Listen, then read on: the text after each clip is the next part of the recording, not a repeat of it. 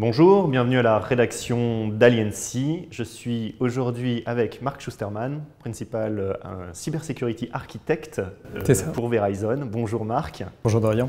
Alors Verizon, qui est opérateur télécom bien connu, est également connu pour ses activités cybersécurité en France. Et c'est ce sujet qui nous réunit aujourd'hui, puisque Aliency est partenaire avec Verizon d'un événement le 5 juillet prochain où vous présentez le DBIR 2023, le CRU 2023 de ce Data Breach Investigation Report, bien connu, attendu chaque année par les experts. Et nous organisons une table ronde sur un thème de la cybersécurité collective, comment on devient plus fort ensemble.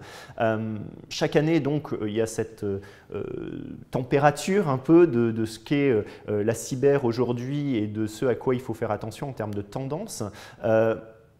L'année dernière, il y avait eu des grandes tendances qui avaient été justement, qui avaient émergé, qui avaient été mises en avant sur la présentation l'été dernier de ce DBIR. Est-ce qu'on voit une continuité dans ce que vous imaginez par rapport à ce dont il va être question le 5 juillet ? Ce qu'on peut dire effectivement sur le DBIR 2022, c'est qu'il y avait 4 grands thèmes qui sortaient. Le premier, c'était l'augmentation des ransomware qui était déjà très présente dans ce qu'on appelle les compromissions de données et qui avait une augmentation de 13%, qui n'est pas énorme quand on y pense, mais en fait qui représentait les 5 dernières années en cumulé. Donc c'est quelque chose de vraiment extrêmement présent. Alors, pour 2023, est-ce qu'il y aura encore une augmentation? Là, c'est vraiment une augmentation exponentielle. J'attends de voir, on va voir où est-ce qu'il y aura une pause, c'est toute la question.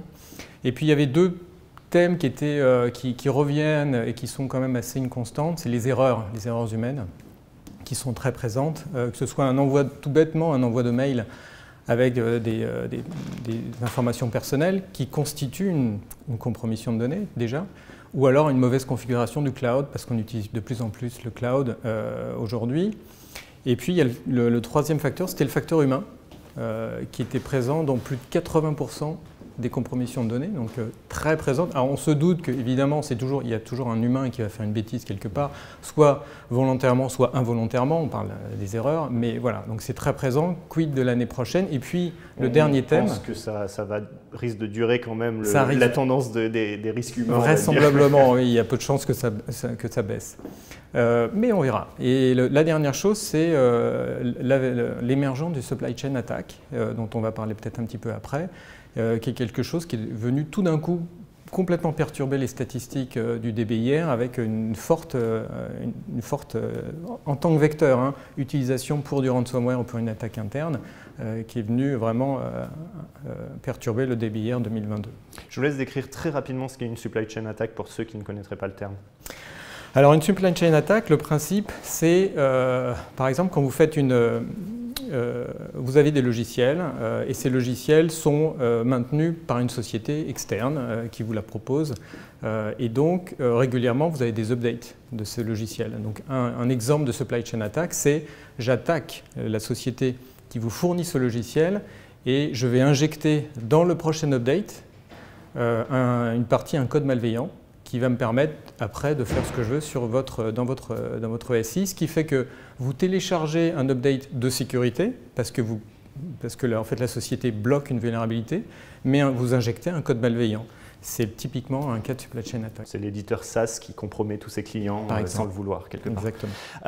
L'année dernière, lors de la présentation du DBIR 2022, une bonne partie des échanges s'était concentrée assez naturellement sur la situation géopolitique avec le déclenchement de la guerre en Ukraine, l'invasion par la Russie, et de ce que les entreprises, en France en tout cas, pouvaient voir ou estimer comme conséquence sur leur réalité cyber. Et on a eu quelques surprises, ou en tout cas, c'était difficile de se projeter. Est-ce qu'on a un peu plus de recul aujourd'hui sur ces conséquences ? Alors effectivement, dont on discutait à la précédent événement qu'on avait eu ensemble, c'était qu'il y avait vraiment une espèce d'attente, un peu comment on fait pour vraiment se protéger, alors qu'on se protège déjà. En fait, le risque cyber, il est déjà présent, il est vraiment extrêmement présent. Est-ce qu'il y a une augmentation du nombre d'attaques? c'est pas vraiment visible pour nous parce que le problème, il y a un problème quand vous faites de la cyber, c'est le problème de l'attribution. D'où vient l'attaque? Est-ce que ça vient du conflit ou est-ce que c'est quelque chose qui est indépendant ou c'est quelque chose qui vient pour un ransomware récupérer de l'argent pour aider enfin, le ransomware augmente de toute façon, c'est une manne pour récupérer quand même pas mal d'argent. Ce qu'on peut dire, mais là on sort du risque cyber et peut-être de la partie DBIR, parce que ça c'est plus un ressenti, c'est qu'on a une augmentation clairement des techniques cyber type désinformation. Et la désinformation, on le voit, prend de plus en plus de place dans le monde cyber.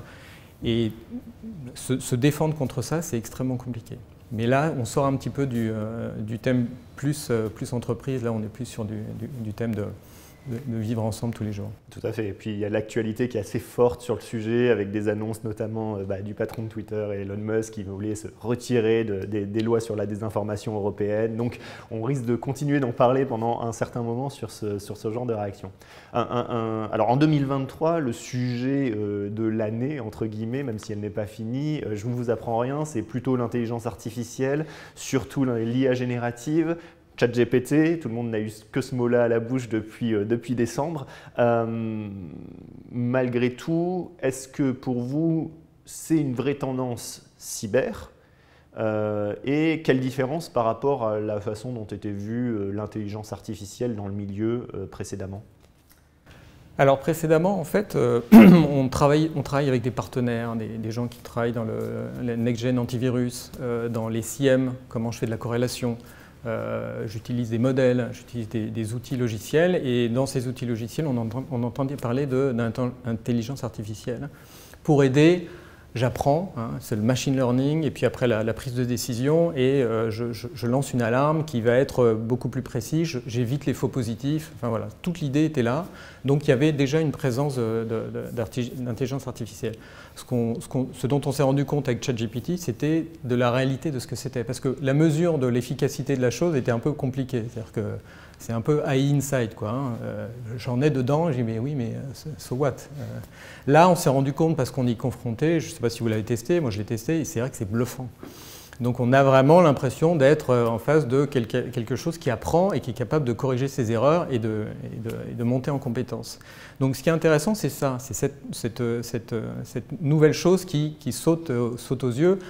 Alors on ne va pas parler de dystopie un peu en mode Terminator, Skynet, etc. Mais quand on entend le patron d'OpenAI qui dit un peu en mode Frankenstein, Dr Frankenstein, j'ai créé quelque chose et il est en train il se peut qu'il devienne vivant, enfin c'est presque l'idée.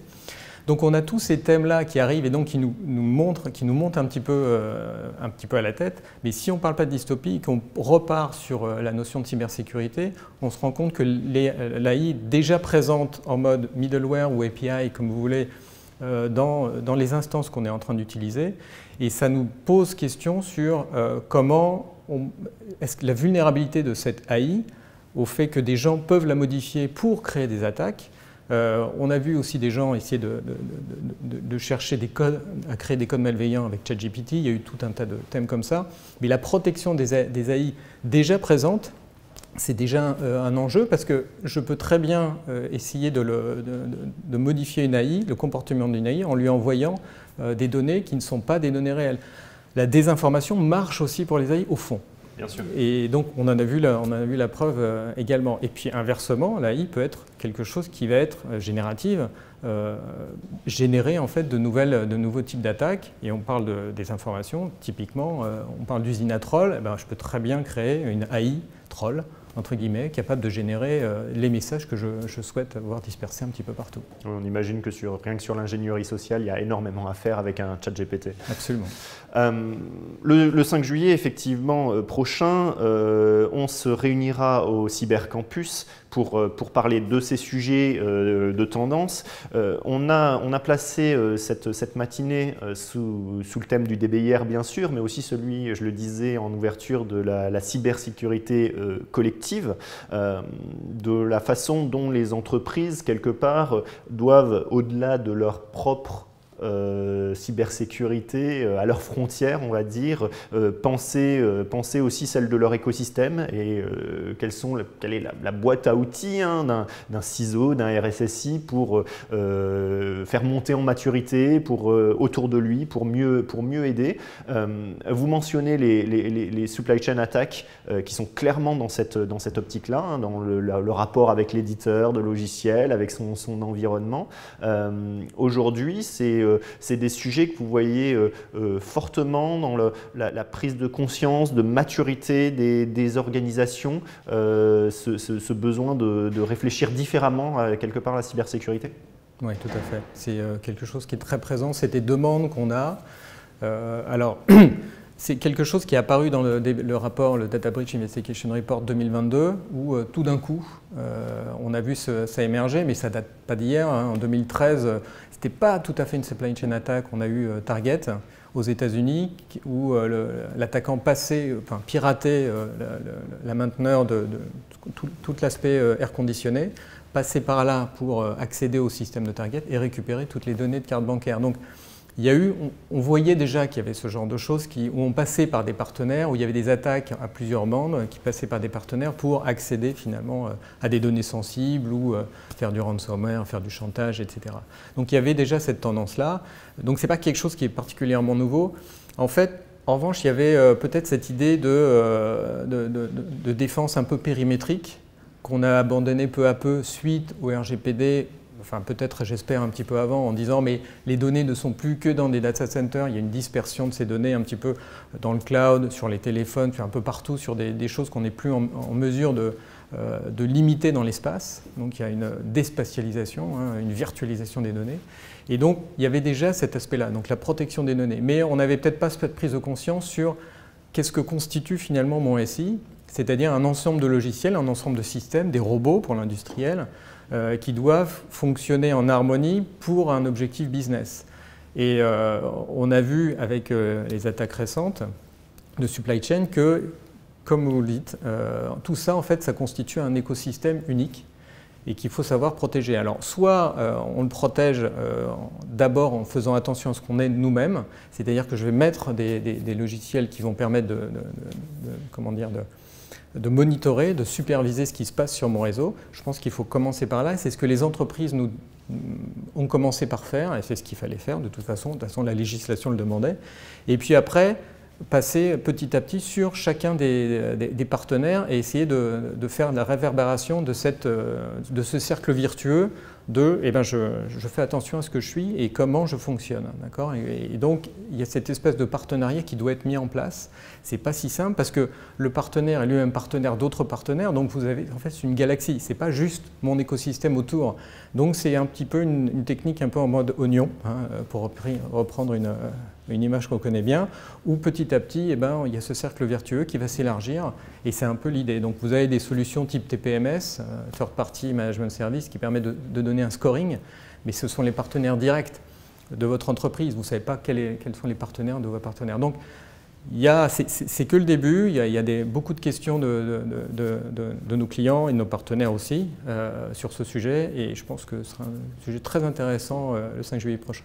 Oui, on imagine effectivement que les entreprises vont devoir un peu se prendre par la main pour être plus exigeantes, ne pas se contenter de juste envoyer un questionnaire de sécurité à leurs différents partenaires prestataires en se disant que ça suffit, et peut-être qu'elles vont devoir être un peu plus invasives, mais aussi voir le bon côté des choses, c'est que ça va permettre de faire monter en maturité des tiers si elles font ce genre de sujet, qui à leur tour pourront faire monter en maturité leurs propres partenaires.